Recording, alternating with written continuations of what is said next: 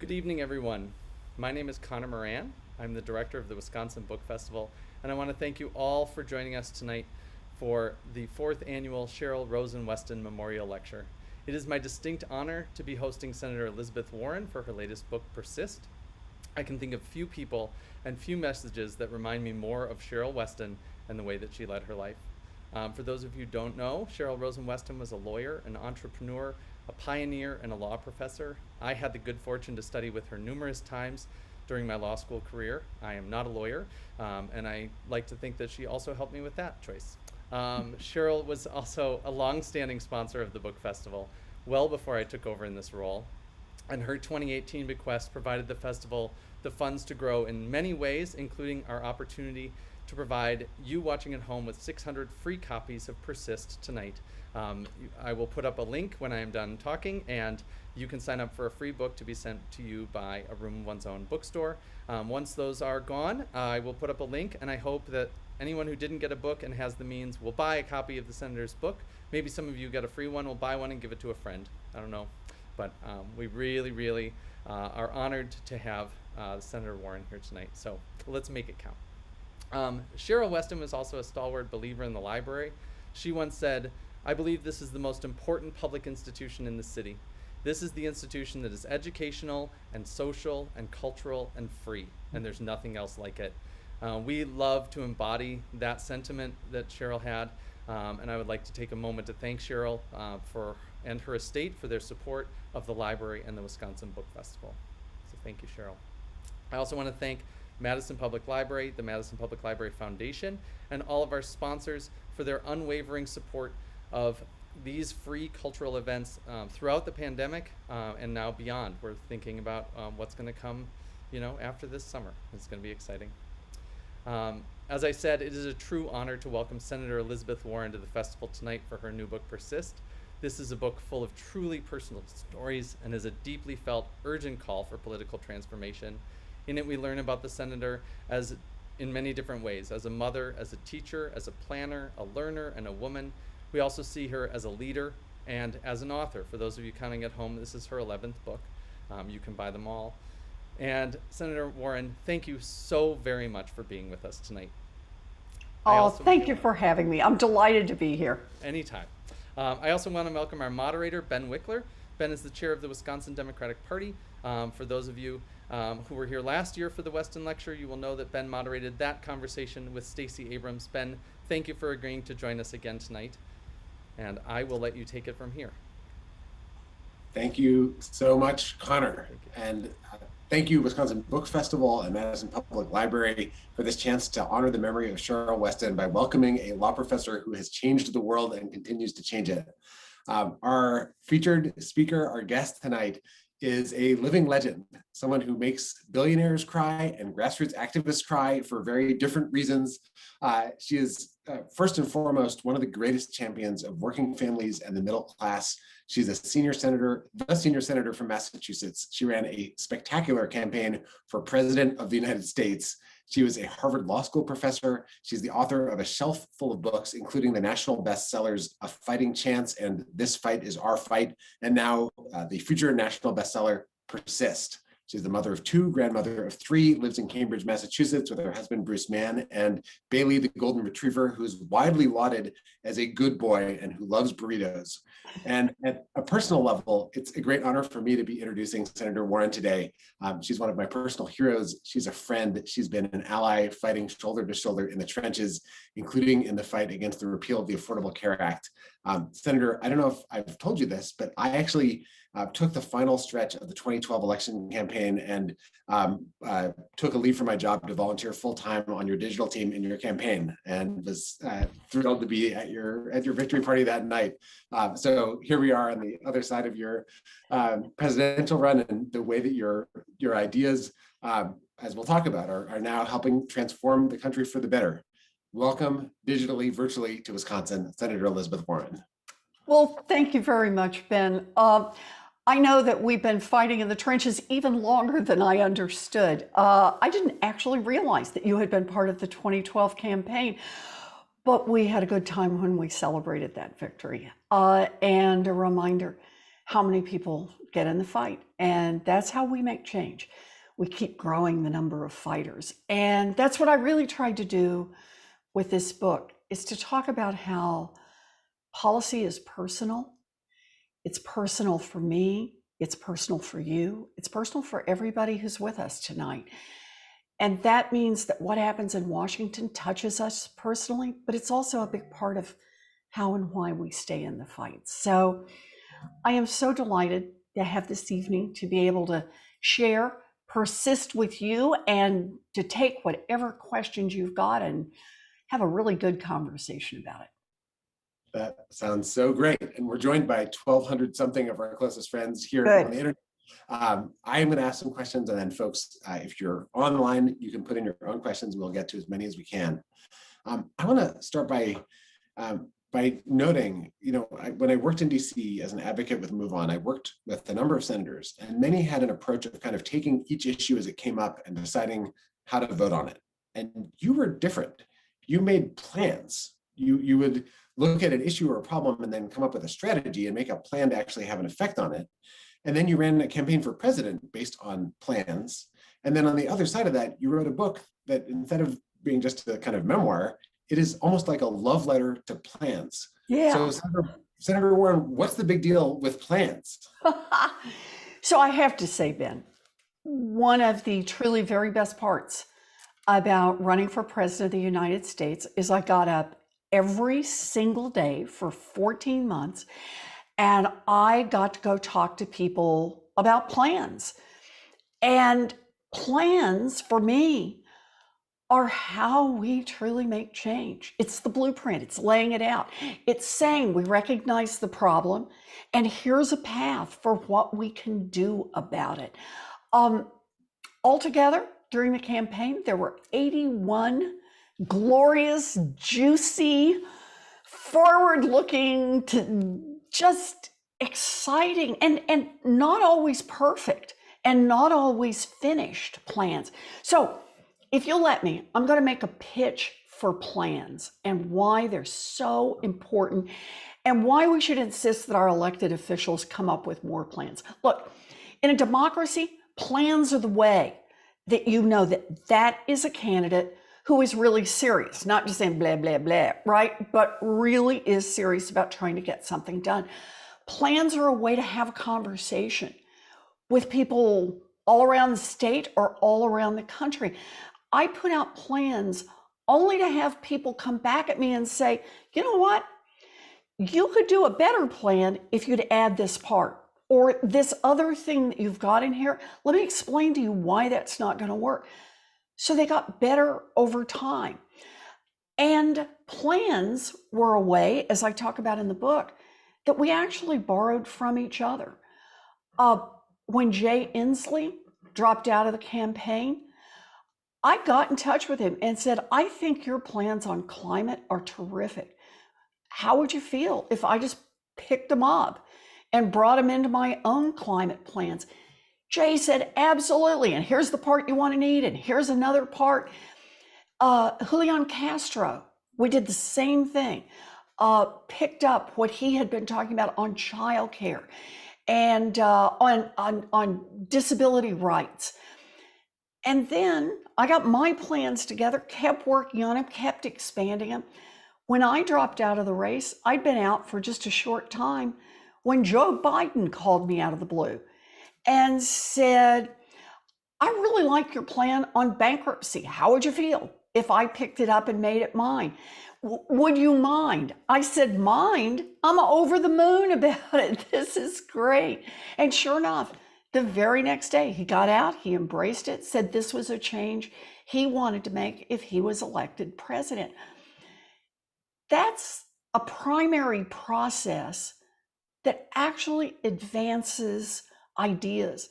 And it's why you see us today in America. Look at the difference between our political parties. Yeah, I get it. The other side has Trump, and that's a problem all unto itself. But they got a bigger long-term problem. Their long-term problem is they've had the same damned idea for 40 years now. It boils down to their plan is to make the rich and powerful richer and more powerful. cut taxes, and the way they do it, make the rich richer, and cut regulations, make the powerful more powerful. They're out of ideas. They got nothing. Our side actually is putting together the basic building blocks, the pieces for how we build an America that works, not just for a handful at the top, but that works for everyone. And a core part of that, plans. Okay, I'm sold on plans. Good. I'm struck, when you say that, so much of your book interweaves these powerful stories from your life and from other people's lives, and then the issues that are broader than those individual stories, and then plans that address those. And it's kind of the opposite of the Republican model, where all of the plans just seem to be, built around what the Koch brothers personally might prefer. It's based on many people's stories. But one of the first stories is a plan that is both extremely timely right now, while we have President Biden's America's Families Plan on the table, which draws so much from your own work. It's also very personal to you. So I'd be grateful if you could share this issue of childcare, how it became personal for you and so universal for so many parents, especially moms, but all parents, and what needs to be done. So I start the book, as Connor said earlier, it's broken into 6 parts. It's about what I bring to the table: a mother, a teacher, a planner, a fighter, a learner, and a woman. And I start by talking about how motherhood changes everything, and not always in good ways. I spent most of my young life planning, hoping to be a special education teacher, got that job, got pregnant, got fired. And I tell that story. So now I'm at home with a little baby, and I decide I'm going to go to law school. I mean, crazy idea. I come from a family, nobody had even graduated from college, but I get this plan, this idea, and I make a plan around it. I'm going to go to a state school, how I'm going to be able to pay for it, everything down to the mileage I get on the car so I can figure out my budget for driving back and forth to school. What's on that list? Childcare. I want to start law school, and Amelia is not yet 2 years old. So I think, okay, I've left myself plenty of time to do this. I start in the summer before law school starts, and I start looking for childcare. And it's a nightmare, Ben. I talk about this. It's like, I find one place, it's 5 towns over. I find another place, and the tuition is just crazy. I can't afford it. I find another place that looks pretty good, but the wait list is like 2 years long. It's just one after another after another. I get down to the point, it is 5 days before classes are going to start. I don't have childcare, which means I'm not going to start law school. It's just not going to happen. And I finally find a woman who's just setting up a childcare place on her own. And so she gives me it's very nice, it's friendly, it's cozy, it's warm. I can afford it. She hands me the application, and I'm sailing through this. Yes, I'll do this. Yes. And I get down to the part that says she only takes dependably potty trained children. I'll look over at Amelia, who's 2 years old, not yet 2 years old, sitting there in her soggy diaper, and I think, dependably potty trained, check. And in the application. Now I got less than 5 days to potty train a not yet 2-year-old. All I will say about that, Ben, is I am here talking with you tonight, courtesy of 3 bags of M&Ms, and I will say no more. I laugh now, but I was that close that I wouldn't be able to finish my education. And it didn't just happen once. I make it through law school, always struggling around childcare, always struggling with the cost and the availability and the hours. Finally make it through, graduate from law school, 9 months pregnant, practice law out of my living room, go back into my first love, teaching. I start teaching tall kids. I had taught 4 to 6-year-olds in special ed. Now I'm at tall kids in law school. Get my first full-time tenure track teaching job at a time when there aren't very many women in law teaching. I'm busting my tail at that job. I'm teaching during the day. I come home in the evenings. I'm trying to hold it all together. Dinner's always late. I'm bathing the kids late. I'm doing laundry at 11 o'clock. Class preps start at midnight. But I can do hard. The part that nearly breaks my back is childcare. And it is so awful. We just cycle through one after another after another. The babysitter who doesn't show up, the childcare center that closes, going to pick up a child at the childcare center and he's miserable and the place smells bad. It is so bad that finally one night I'm on the phone with my Aunt B and she asked me how I'm doing. And I say, fine. And then I just started to cry. And I said, I'm going to quit my job. I just can't do this. Now, in my case, Aunt B, who is my widowed aunt, never had any children, carried me home from the hospital. She said to me, well, I can't get there tomorrow, but I'll come on Thursday. 78 years old. She arrived on Thursday with 7 suitcases and a Pekingese named Buddy, and stayed for 16 years. And that's how I was able to make it. But not all of America has an Aunt B. And here's the part that gets me on this one, Ben. I had this problem 2 generations ago. My daughter faced the same problem. And if we don't fix it, my granddaughter will face the same problem. We had a broken childcare system before the pandemic. In the pandemic, it just got 1,000 times worse. So we want to talk about people going back to work. Yeah, we need roads and bridges. We need communications, basic infrastructure. But you want to know what a key part of basic infrastructure is? It's childcare. And I'm in this fight until we get universal childcare for all our mamas and daddies, for all our babies, and raising the wages for all of our childcare workers and preschool teachers. I'm sure I'm one of many people on the Zoom right now who's experienced the childcare roller coaster, and especially in this last year. And now this idea that you really drove a national conversation around, it's in a law that's being proposed and debated. So I know I'm supposed to wait in my brain until the end to ask what can folks do, but what can folks do right now to help make childcare actually happen and make this change? So understand how close we are on change. Understand, last week, the President of the United States stood and addressed the whole nation.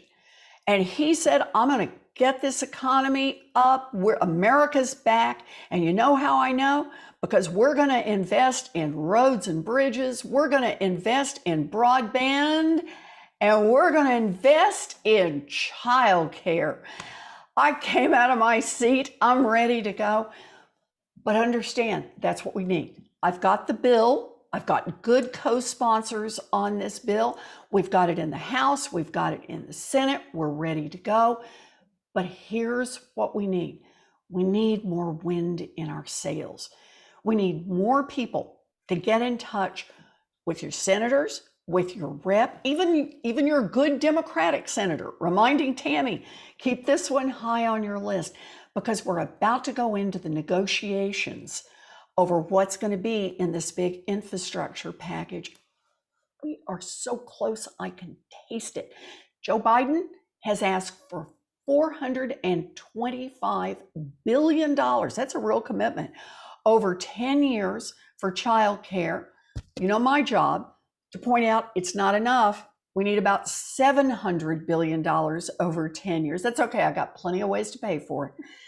$700 billion, because this has got to be real childcare, high quality,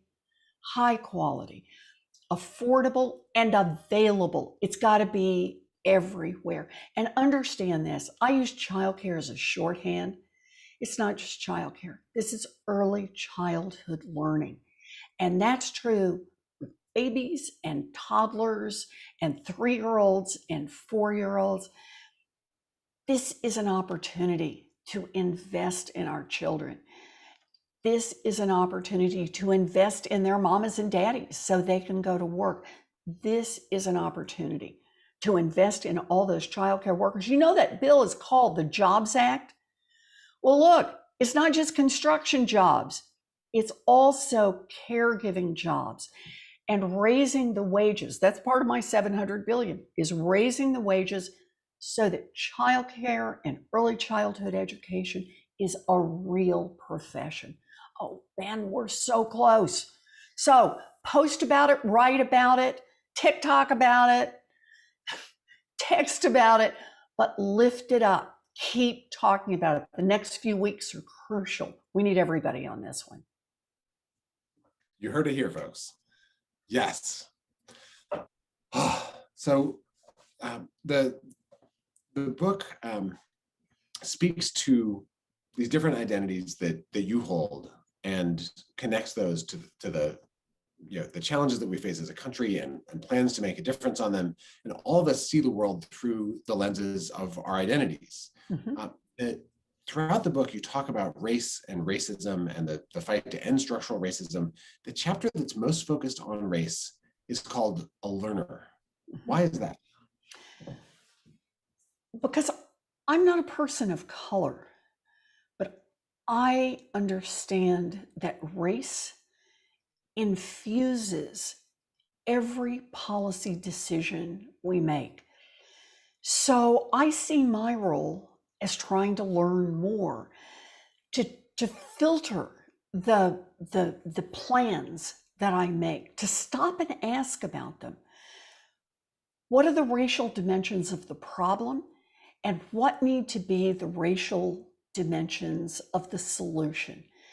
You know, I start this with stories about all the places in America where it's not obvious that something's going on about race, but if you don't ask, you can't fix it. And one of the stories I tell, I talk a lot about my very early research, which, by the way, I got a lot of good support and help from folks at the University of Wisconsin. So I got to throw that one in. Back on my bookshelf, I've got a badger that was given to me, not a real one, that was given to me, I think for the Lockhart lecture.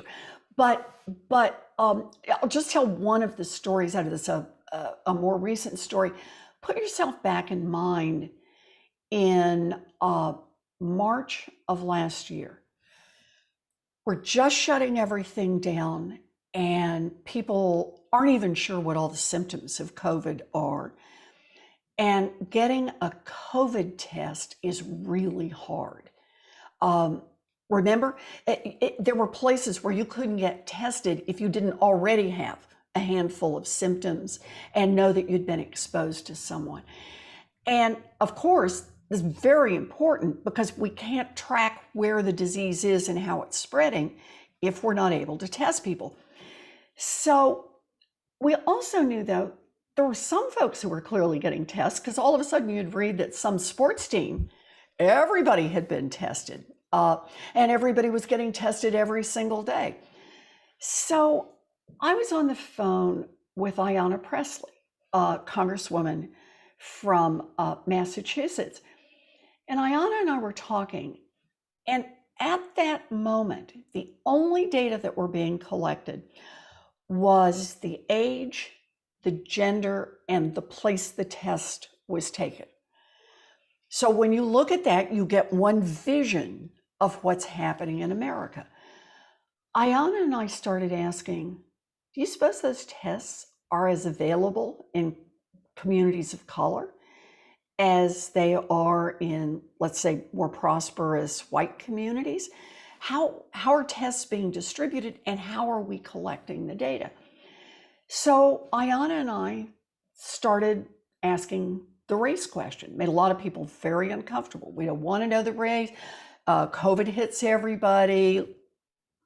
Don't, cover your eyes and cover your ears. Well, not good enough. We started speaking out. We crafted a bill, a part of about forcing the collection and reporting of these data, and got it into the COVID relief package early on. Now, I'm not saying we're the only ones who did this, because lots of people then got involved. Given that there are underlying racial health disparities, it would be no surprise to uncover them in COVID and COVID testing. And of course, now everybody on this call knows. It turns out that African Americans were wildly disproportionately hit by COVID.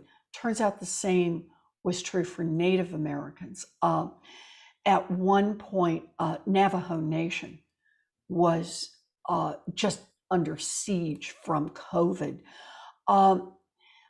It turned out that Latinx were hit particularly hard by COVID.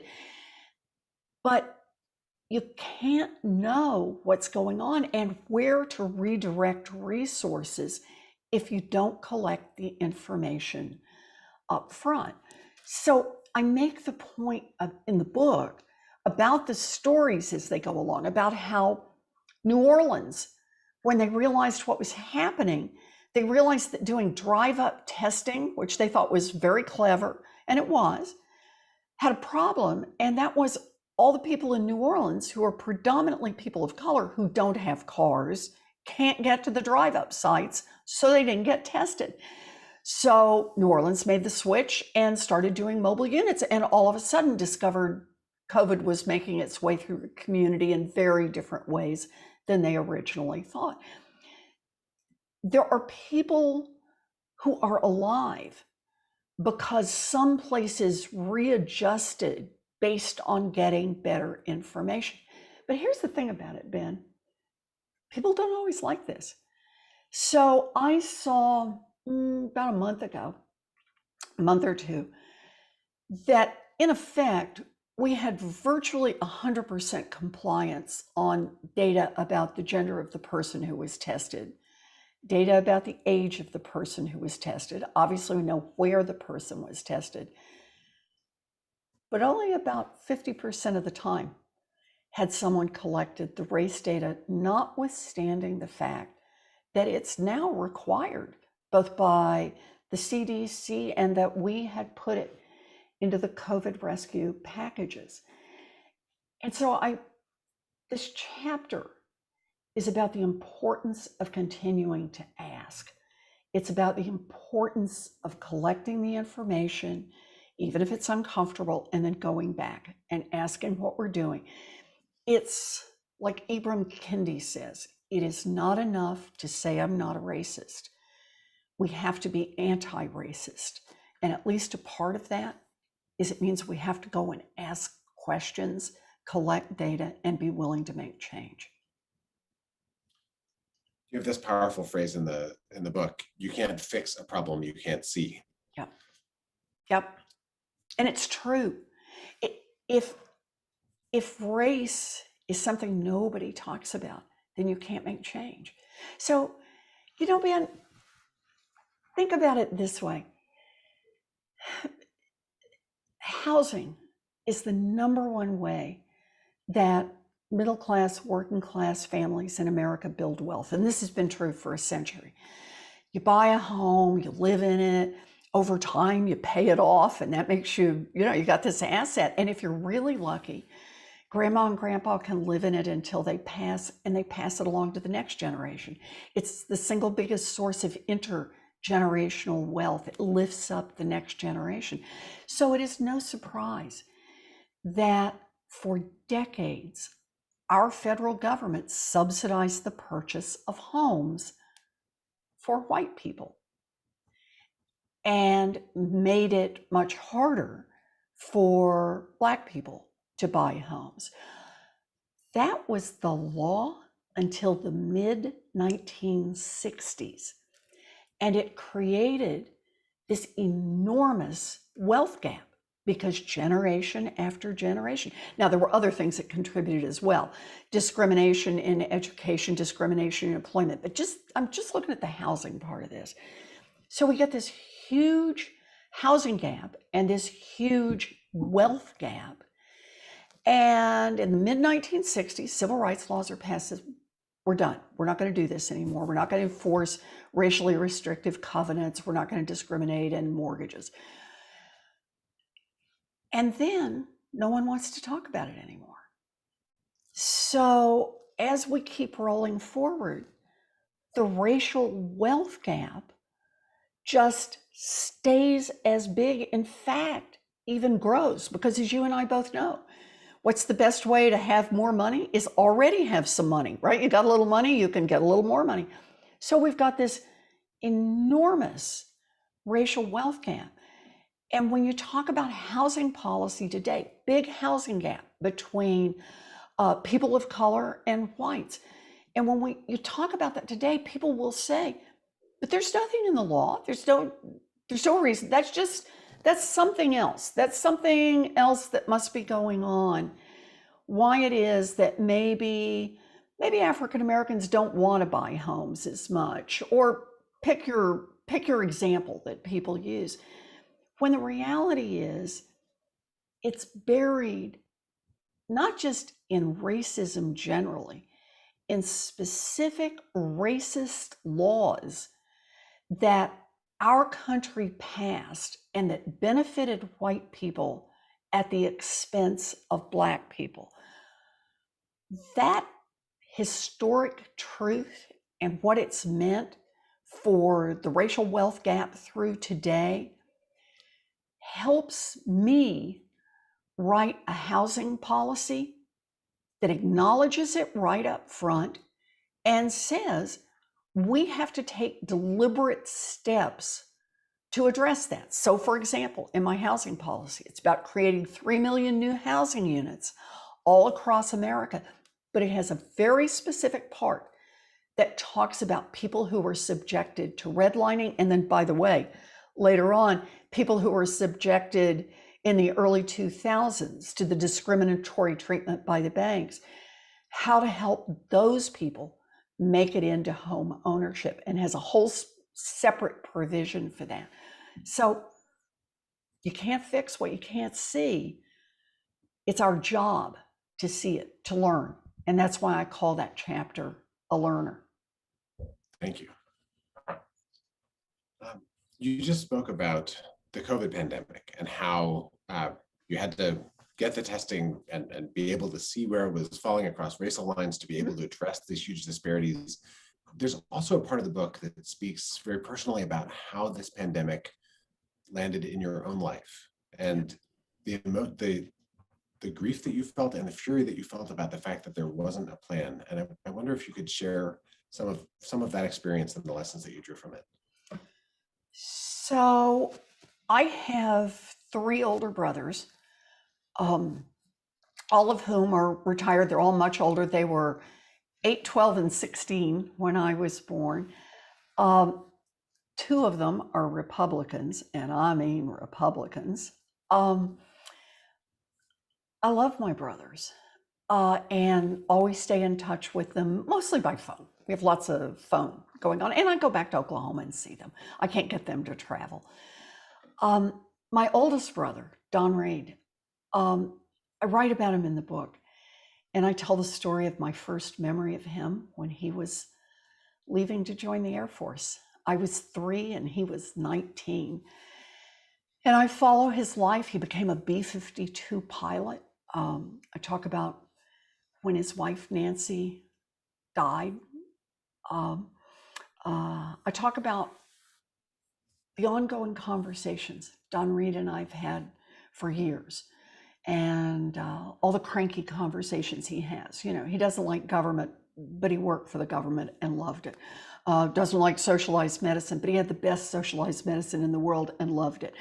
So we had our back and forths.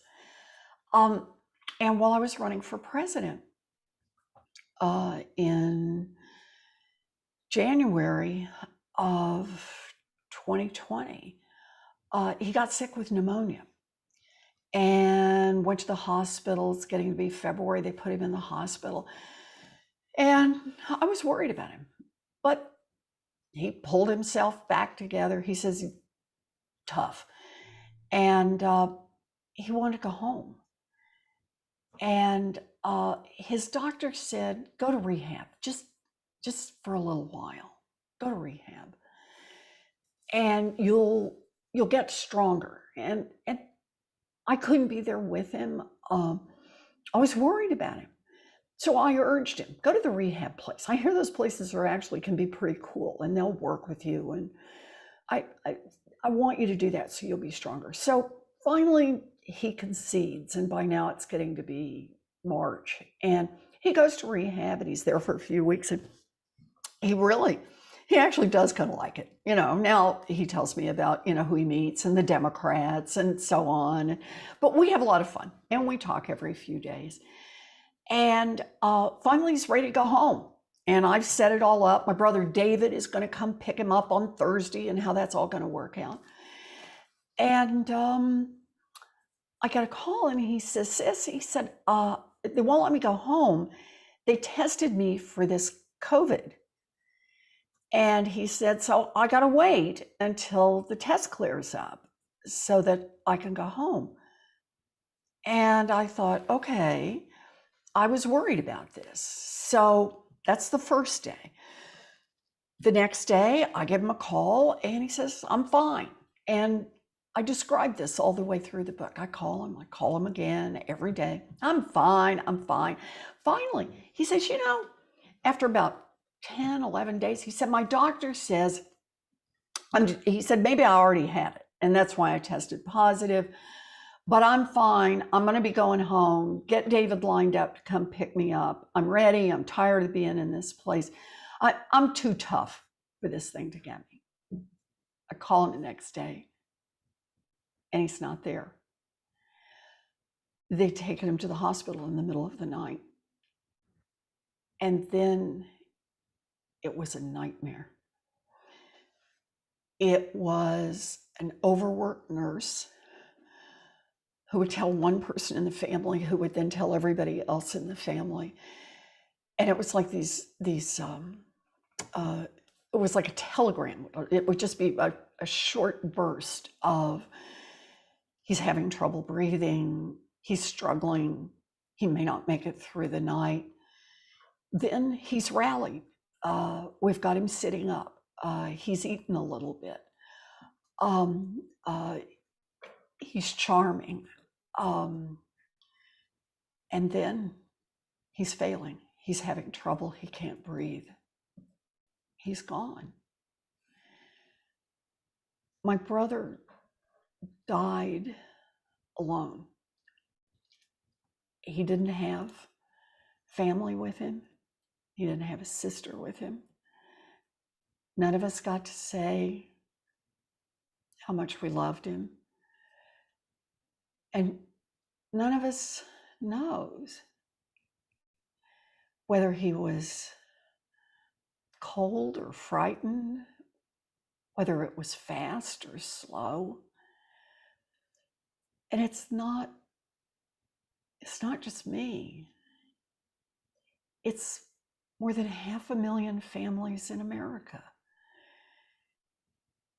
And as this was happening, I was reading what the President of the United States of America was saying.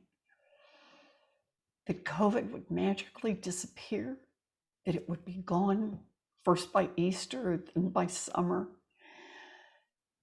That he had no plan. He didn't take this seriously. He didn't ring the alarms and say, let's put something together. Let's do everything we can to respond as quickly as we can. No. The day my brother died, Donald Trump was complaining that because of COVID, the golf courses were shut. And I feel this sense of grief and of fury that I lost my brother in such a horrible way, and that we had a president of the United States whose biggest concern was his golf game.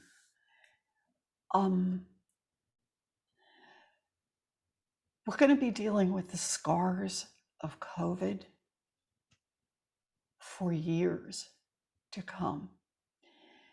But we're also going to be dealing with the scars of having a leader of our nation who just didn't care about most of us.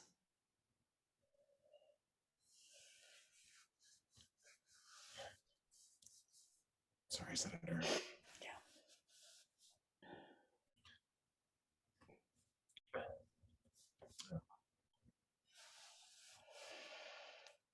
In the book, you go to some of these incredibly painful and very personal places. And I'm grateful that you went there with us tonight. I think so many people have an experience like this that they're bringing to this night. You also describe these other interactions back in a moment when people could be physically together. And I'm thinking about something that I remember articles were written that described them as a viral marketing strategy. And the way you describe them is so different from that. It's so personal. And I'm talking about selfie lines that sometimes seem like they just fueled your soul.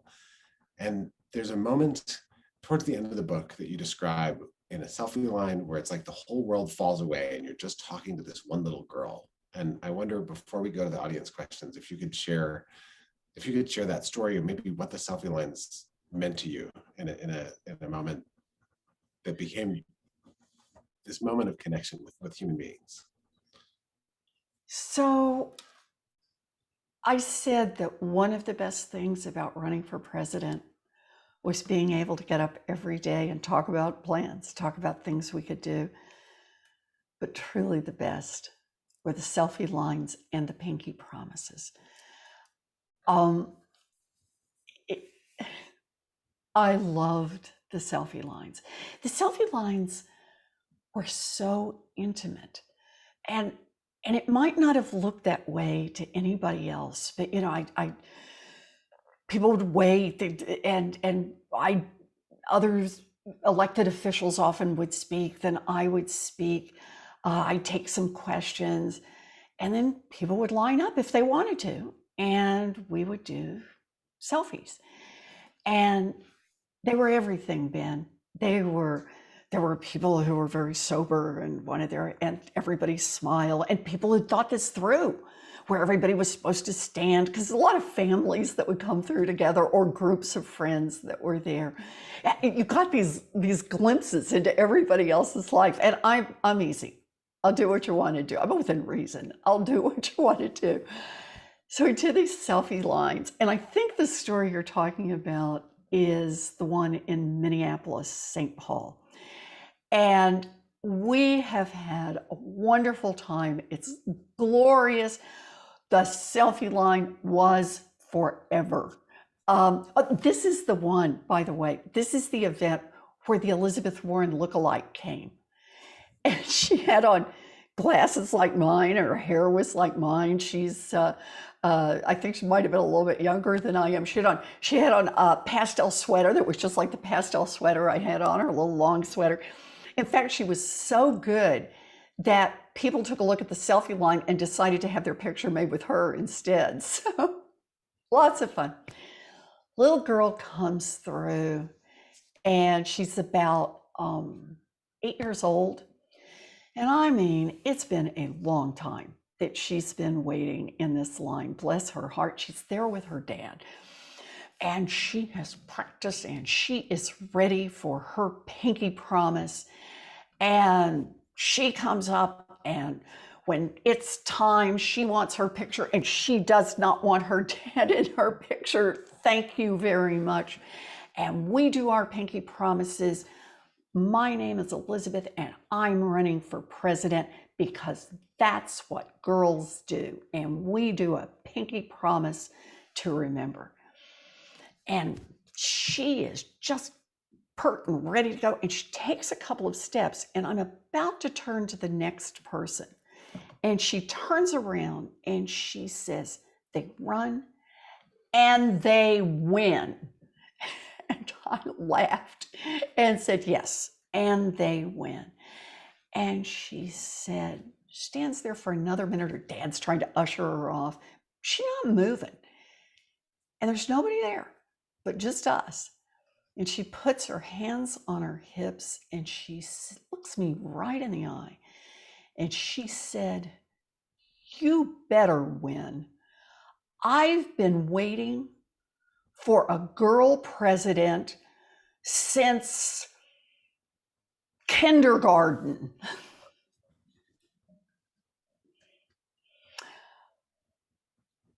And there is no laughing.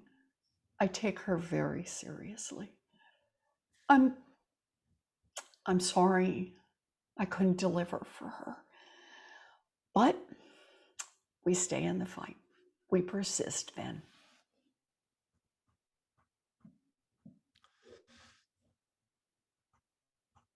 Okay. Senator Ron, we have a flood of questions from folks. And the first one might be from that girl or someone who has a similar mindset. Mary writes, what would you say to young women who want to follow a path similar to yours? Do it. You absolutely can do it. That's all that this book is about. It is about persistence. It is about throwing your feet out there and just giving it a try. Yep, you'll hit bumps, but you'll get stronger. You'll hit obstacles, but you'll get smarter. You'll hit things that go wrong and you can't see where you go from here, but you'll figure it out. So just get out there and do it. I know you can. Folks, listen to the senator. She knows what she's talking about. I do. All right, we've got some questions about politics. We've got a question from Kelly M. who says, how do we get anything passed with the same Republicans stopping everything in sight? Our government is so frustrating. Get rid of the filibuster. This is my view on this. Look, I ran for president saying, get rid of the filibuster. Now, I didn't win, but I still think it's the right thing to do. Look, go back to our founders. Come on, Republicans say they want to look at the history, original intent, yada, yada. Our founders considered, should they require a supermajority in one house or the other? And the answer was a two-letter answer, no. They picked times when they wanted a supermajority, like impeaching a president. Okay, I get it. But the rest of the time, majority. Democrats did not get elected to give the Republicans, to give Mitch McConnell a veto over everything we do. So I'm easy on this one. However, it takes all of us right now to make that change. So do what we can through reconciliation. I'm all in. Do what we can to maybe we chip here or make an exception there. I'll push, pull, scratch, tug, all that I can, but I know this for sure. Democrats made promises. We made promises in 18. We made promises in 20. We made promises in 21 in Georgia. And that's how we got the combination of the White House, the Senate, and the House. And by golly, we better get out there and honor those promises. I say that to you, but understand this. I say this to my colleagues in the Senate every single day. We have some questions that speak directly or connect directly to what you just shared. One comes from Lavelle, who writes, in addition to delivering for the American people, what else do Democrats need to do well in the 2022 midterms? We need to protect the vote. We've got to protect the vote. Florida today, I cannot decide whether to be more disgusted by the content of the bill that the governor signed into law or the political spectacle that he put on, like it was some kind of campaign rally held exclusively for Fox News when he signed a bill into law to try to keep Florida citizens from voting. I feel like we need to stop just every now and again and have one of those really moments. Two major political parties in America, and one of them has decided overtly their strategy for winning is not coming up with better ideas. Their strategy for winning is not helping more people or appealing to more voters. Their strategy for winning is to keep American citizens from voting. They are willing to knock the underpinning of democracy out so that they can retain power. This is a real emergency. We have to pass S1. It has voting protection. It is the companion bill to HR 1, so that it's got voter protection in it. It's got the John Lewis Voting Rights Act in it, but it also has anti-corruption in it. It has anti-gerrymandering in it. It's got a lot of pieces in it to help our democracy stay strong. So we gotta do this one. This has gotta be right there. It's something we've got to do in the next few months. We must. So I guess this then brings us back to filibuster reform, because Republicans don't seem very enthusiastic about this bill. So No. Elizabeth Schroeder asks, and I want to mention that the Democratic senator from Wisconsin is right there, that if we need to eliminate the filibuster or reform the filibuster to do it, she's ready to do that. But Elizabeth Schroeder asks, you've been so vocal about the need for filibuster reform. What can the public do to get through to Democratic senators who are still on the fence? So I think part of it is, I actually think this has two parts to it. One is you could talk about the filibuster directly, keep raising it. Again, it's like childcare. Think of it this way. Senators have limited attention spans. So you want to keep the key issues up in the air. That means talk about them. When you see a news article about them, forward them, so it all stays lifted up. And that's true for talking about filibuster directly. But it's also true for talking about the other things we want to get done. It's to push right now on Democrats to say, deliver on your promises. Remember this about the one thing we have gotten done, and it's part of what gives me hope, that after Joe Biden was elected, we got the biggest rescue package in the history of America passed. And it's very progressive. It had $40 billion in it for childcare, right? It had money that went to state and local governments. It was a giant statement that government matters, and that we need to fund our government. And in an emergency, government needs resources because government can respond and help us. We need a government on our side. That was a big part of what that package was about.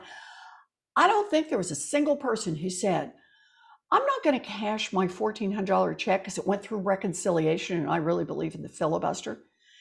Nobody gave a damn about the procedures. They cared about the help that they needed and the help that they got. That's the message we need to keep driving. Folks in Washington, it's like they get in their own heads and they worry about the other things that Washingtonians talk about. My brother's back in Oklahoma, Democrat and Republican, do not spend their time talking about procedure. They spend their time talking about what this nation needs. They spend it talking about when people were unemployed. They spend it talking about if people are going to lose their homes when the eviction moratorium is lifted. They spend it talking about the need for more housing, for more money in education. That's where we need to push. And then Mitch McConnell wants to come along. That's great. He doesn't want to come along. Let's move without him. So Senator, in the book, you write powerfully about corruption and about how money throttles and gets in the way of so much that needs to be done. And now you've launched and you've run this campaign for president, and you had incredible ups and challenging, wrenching lows, and you came out the other side and went right back into the fight. And now Trump is out of office, and you're in the Senate helping build these plans. And I guess we're coming to the close of our time with you, and we're so grateful that you joined us here in Wisconsin and wherever folks are across the internet.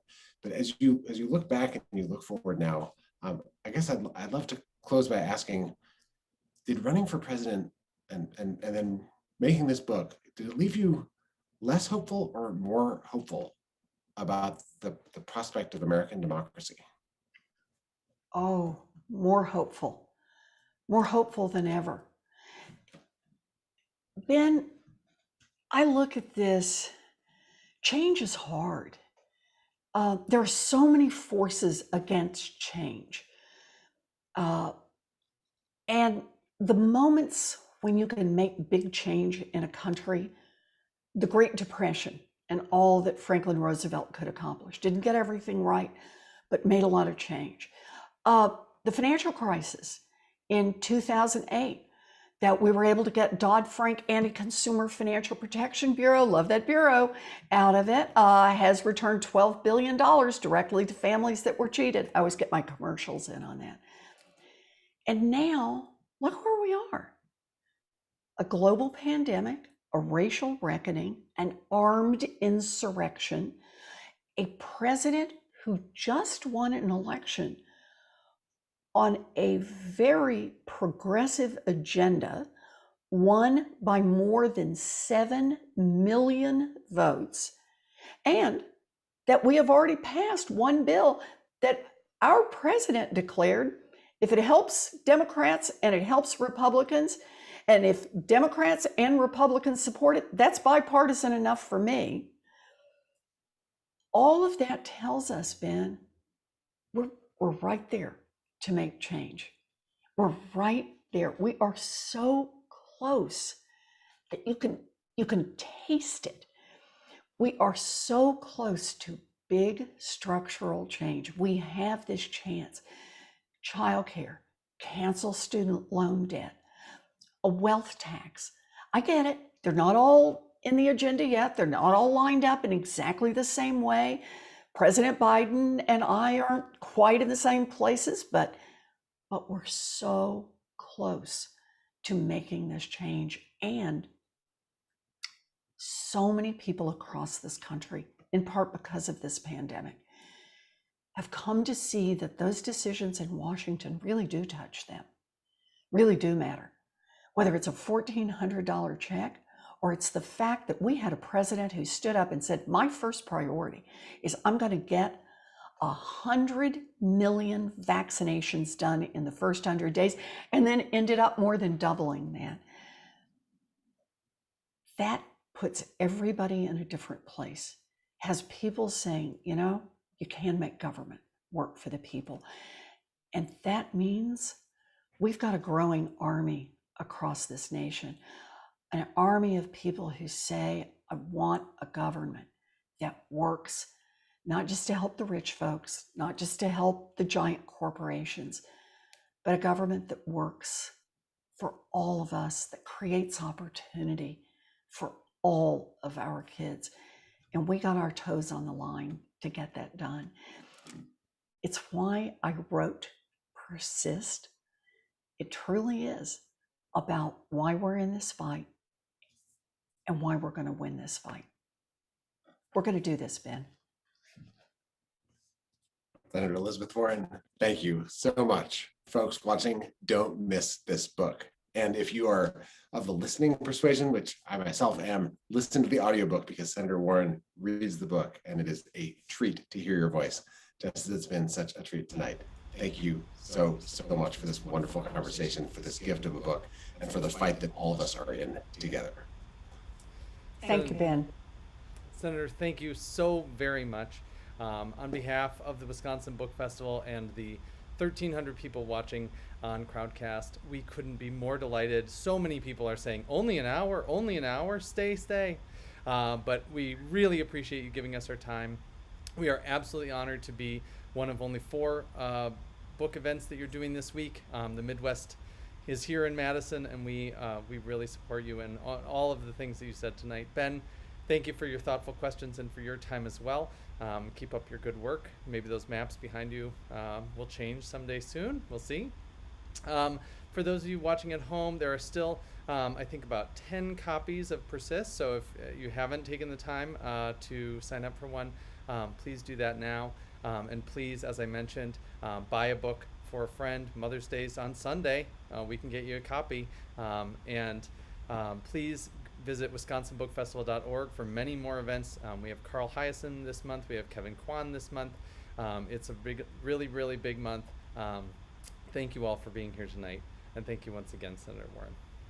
Thank you. Thank you, Connor. Thank you, Ben. Good night, everybody.